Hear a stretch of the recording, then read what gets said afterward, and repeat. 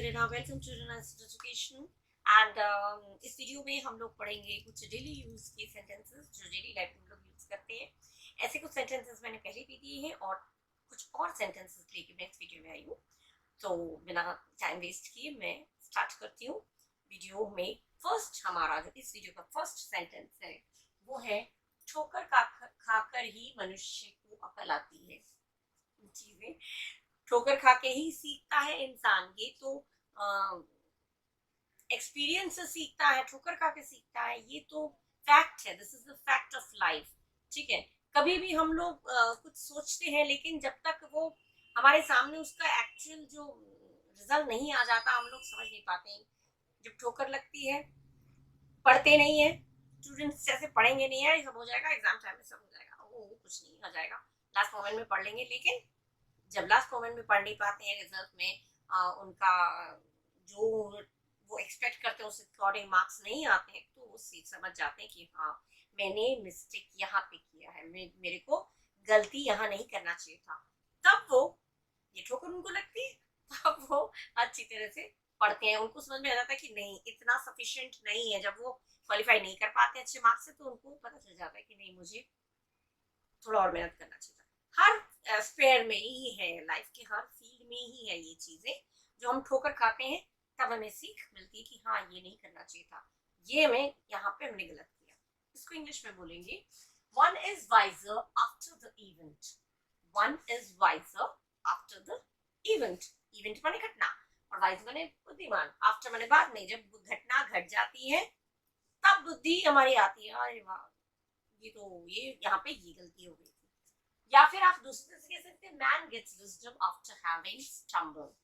Wisdom बुद्धि अकल तब आती है जब हम एक बार के लिए लड़खड़ा जाते हैं, गिर पड़ते हैं. एक बार गिरने के बाद तब हमें अकल आ जाती है कि हाँ यहाँ पे हमारी मिस्टेक थी, यहाँ पे हमारी गलती थी, यहाँ पे हमें ये करना चाहिए था, ये नहीं करना चाहिए था. ओके.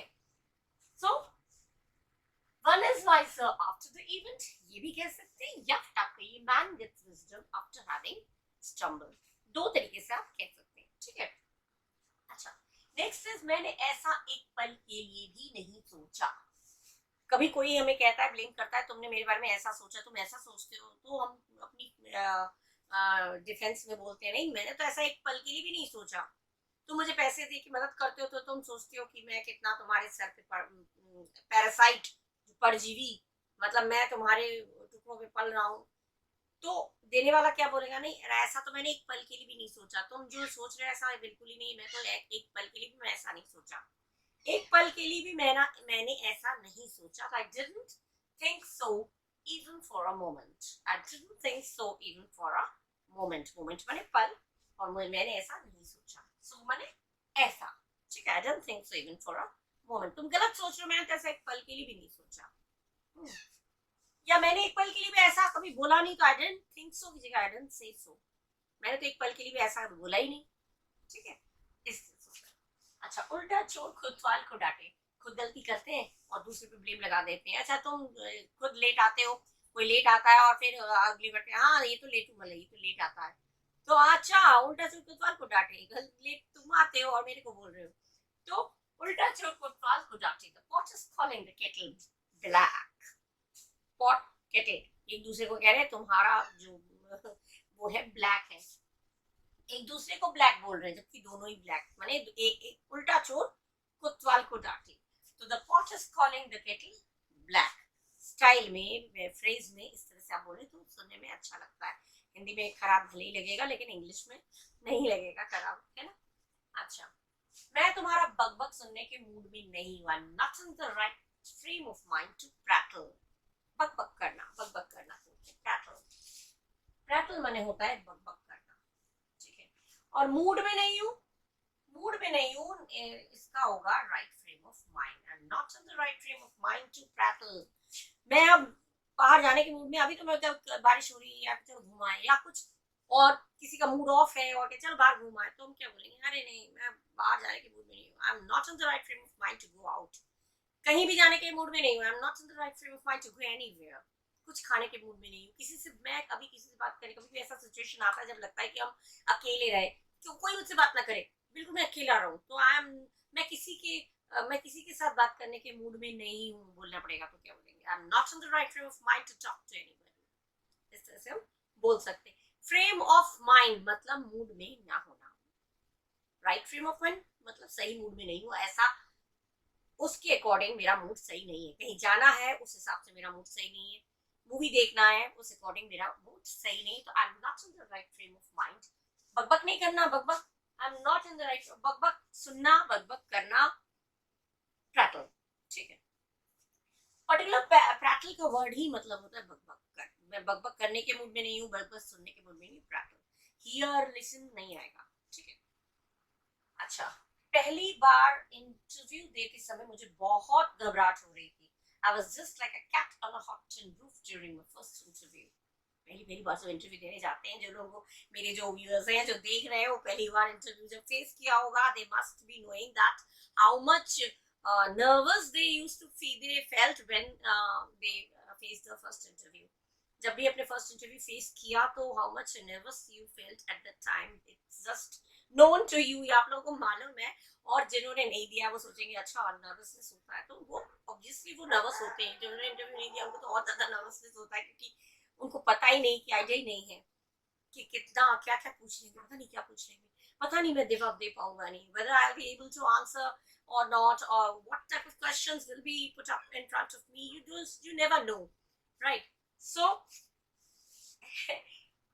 बहुत घबराहट होना, ये बहुत ज्यादा घबराहट होना, इसकी English a cat on a hot tin roof, hot tin roof, hot गरम टीन की रूफ में अगर बिल्ली होती है, ये वर्ड बाय वर्ड नहीं एक्सप्लेन होता है, मतलब हॉट टिन रूफ, गरम टीन की रूफ के ऊपर, छत के ऊपर अगर बिल्ली होगी तो कितना परेशान होगी, तो कितनी घबरा जाएगी, तो वही चीज घबराहट से जोड़ दिया गया, ये फ्रेज है हॉट टिन रूफ।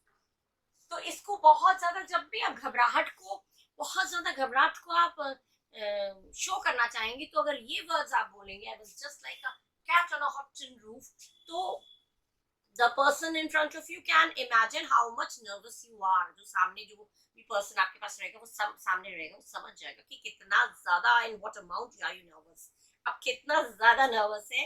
वो अगर ये phrase अगर आप use करेंगे तो पता चल जाएगा you are too much nervous, ठीक है, too nervous, ठीक है। ये sentences हुए। One is wise after the event, a man gets wisdom after having stumbled. Second is I didn't think so even for a moment. Third is the pot is calling the kettle black. Fourth is I'm not in the right frame of mind to prattle. And the fifth one is it was just like a cat on a hot tin roof while facing the interview. Yeah, during my first interview. Okay. Okay. Now next sentence. Okay. Now the sixth one is मेरे कपड़े छोटे हो गए हैं। Simple से English है, मेरे कपड़े छोटे हो गए हैं। My clothes have become small. ऐसा नहीं होगा।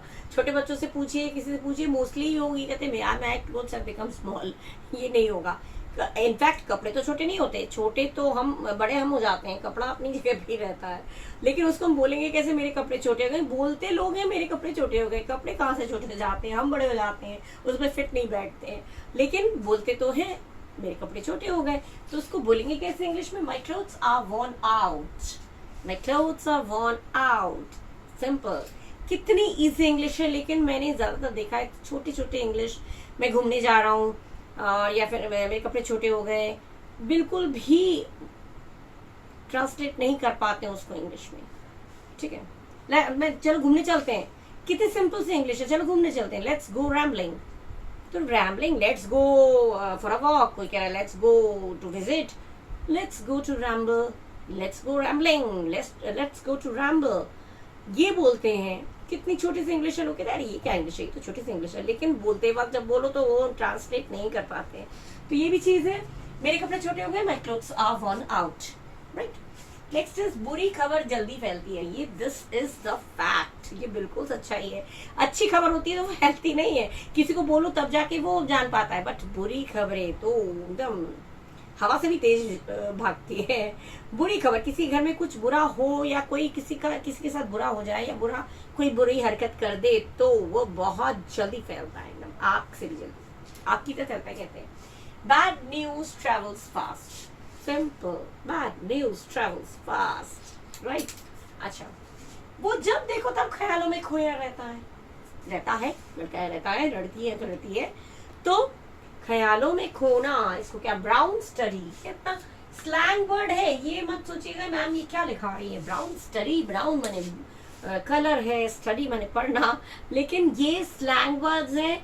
स्लैंग लैंग्वेज में इस तरह से बोला जाता है, जो बहुत सारी जगहों में ये यूज होते हैं आजकल। तो mostly these slang words are being used in daily life. Daily life में ये स्लैंग वर्ड्स यूज हो रहे हैं। आप लोगों को मालूम अगर नहीं है तो इसमें से आप लोग पढ़ के आप लोग यूज करिए, सबके साथ अपने इम्प्रेशन बनाइए। तो वो जब देखो तब ख्यालों में खोया रहता है। तुम जब देखो तब ख्यालों में ही खोए रहते हो। तो ख्यालों में खोना का ब्राउन स्टडी। तो अगर वो होगा, लड़का है तो ही इज, तुम होगा तो यू आर, लड़की है वो जब देखो ख्यालों में खोई रहती है तो शी इज, किसी का नाम है तो उसका नाम, सीमा इज, सीमा हमेशा ख्यालों में ही खोई रहती है तो Seema is always in brown study, in a brown study. वो जब देखो ख्यालों में खोया रहता है, लड़की की बात हो रही है, तो he is always in a brown study. Simple, सुनने में कितना अच्छा लगता है, ठीक है। ख्याली पुलाव मत पकाओ, don't build your castles in the air, ये तो यूज है, होता है ये चीजें, ये यूज होता है। और ये आपके कम्पिटिटिव एग्जाम्स में भी कभी कभी आपका मीनिंग आ जाता है, इस तरह से इडियम्स आते हैं और फिर मीनिंग पूछा जाता है कि बताइए इसका मीनिंग क्या है। सचमुच कोई कासल बनाना या फिर इसका मीनिंग कुछ और है, महल बनाना। तो don't build your castles in the air, हवा में महल मत बनाओ, don't build your castles in the air, मैंने कहा ख्याली पुलाव मत पकाओ। ख्याली पुलाव पकाना अभी कुछ हुआ नहीं है, अब मैं जब बड़ा होऊंगा, मेरा ये बन जाऊंगा तो मैं ये करूंगा, पहले हो तो जाओ, ख्याली पुलाव मत पकाओ, ठीक है। तुम मेरे जिगरी दोस्त हो, जिगरी दोस्त को बोलते हैं बेस्टी। ये मोस्टली आप लोग को पता होगा, फिर भी मैंने लिखा दिया क्योंकि ये स्लैंग वर्ड्स में होता है। Bestie, she is my bestie, you are my bestie, he is my bestie. किसी का नाम हो गया Raju, he is my bestie. Shekhar, he is my bestie, Shekhar is my bestie. कुछ भी नाम हो, इज माई बेस्टी मतलब वो मेरा जिगरी दोस्त है, ठीक है। कितना इजी है, ये सेंटेंसेस बहुत अच्छे लगते हैं और ये सुनने में भी अच्छा लगता है। और while using also you'll feel a bit of क्या बोलूं, आपको एक अच्छा सा फीलिंग आएगी, you'll feel better while using these types of sentences, right? So you'll feel proud in fact while speaking these sentences. these sentences आप लोग देख लीजिए इसको और get them written in your diary or wherever are you making notes. Diary में लिखिए, आप copy में लिखिए, नोटबुक में, दिमाग में फिट करिए। इन सब चीज़ों को यूज़ करिए, ज़्यादा से ज़्यादा यूज़ करिए। और मैं चाहती हूँ आप लोग इसको यूज़ करके खूब खूब अपना नाम कमाएं। और अगर इस तरह के सेंटेंसेस आप लोगों को अच्छे लगे तो प्लीज़ लाइक शेयर ज़रूर करिएगा और कमेंट में मुझे बताइएगा, कमेंट बॉक्स में, कि आप लोगों को सेंटेंसेस कैसे लगे। और कुछ और सेंटेंसेस अगर आपके दिमाग में है और मुझे ट्रांसलेट करना है तो आप प्लीज़ उसको मुझे कमेंट बॉक्स में लिख के दीजिए, ठीक है। और अपना ख्याल रखिए। Till then bye bye, thank you.